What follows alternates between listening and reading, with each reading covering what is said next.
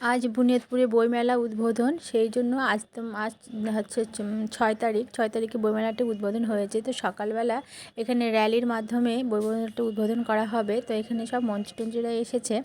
আর বইমেলা উদ্বোধনের আগে যে র্যালি করা হয়েছে এখানে সমস্ত স্টুডেন্টরা আছে। Buniadpur high school, Bangshari high school, মানে আরও যে সব স্কুলগুলো নেওয়া হয়েছে সেই স্কুলের স্টুডেন্টরা এখানে উপস্থিত আছেন।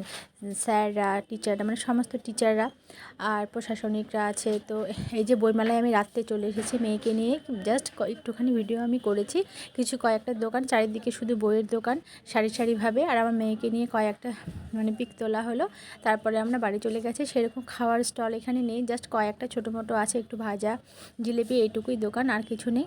তো আমরা খুব এনজয় করছি বইমেলাটা। তোমরা যদি আসতে চাও, যারা বুনিয়াদপুরের কাছাকাছি আছো, অবশ্যই বইমেলাতে আসবে, খুব ভালো লাগবে, আর বই কিনবে, পড়বে। বাই বাই সবাই।